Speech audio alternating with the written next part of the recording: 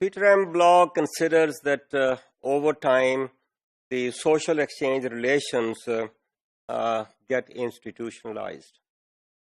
Institutionalized means we see that the norms of the society are there, and then when these norms are, let's say, followed day in and day out, we see that they take a pattern and the society would like to observe them. So they become, let's say, crystal clear, and we might see that different institutions, let's say, trying to help in the enforcement of these norms. So we see these norms and values operating the social exchange relations. We see that people enter into exchange for deriving a reward, again, a utilitarian kind of approach, so that is how they are attracted. But it is possible that some have more valuable resources to offer than others. If we are looking at the two parties, so one may be in need of some resource which the other party has, and the first party may not have enough to offer to the person in exchange for what he or she is expecting. So when one party has more resources for exchange and the other party has less resources in exchange, this leads to some kind of, let's say, differentiation, some kind of power, let's say, relations. So the person who has more resources has more power than the person who has less resources. Also, that those with resources others need can ask for any kind of compliance. So if the person has the resources and the other person is in need of that, and the other person doesn't have anything to, let's say, pay back, then the person having the resources has the power, and he or she might exercise the power for the compliance from the other party who is in need of the resources at his or her disposal. These resources could be the, let's say, money, this could be the commodities, this could be employment, this could be anything which a person has, and the other party is looking for that. So the person who has the power, he can exercise that power, and he can force the other party to comply with his or her demands.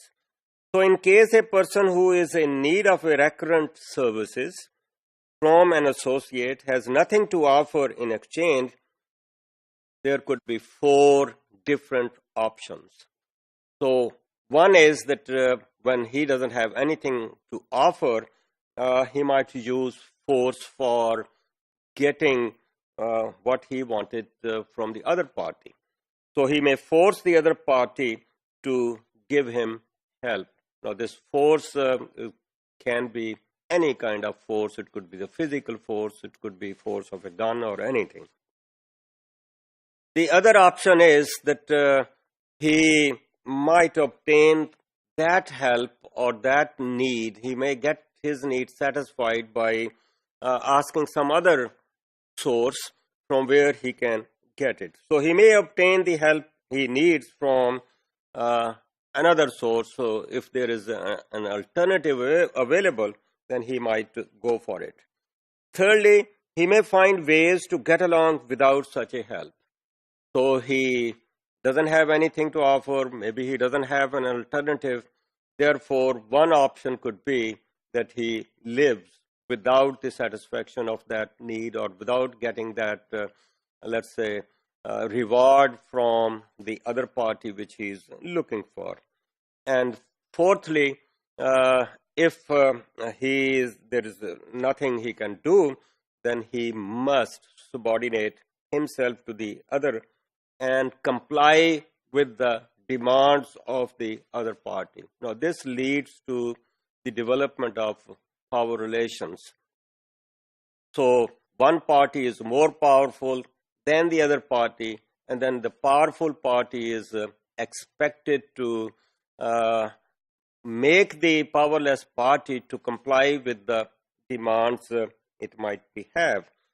So this fourth alternative, which is resulting in power relations, it has far-reaching consequences.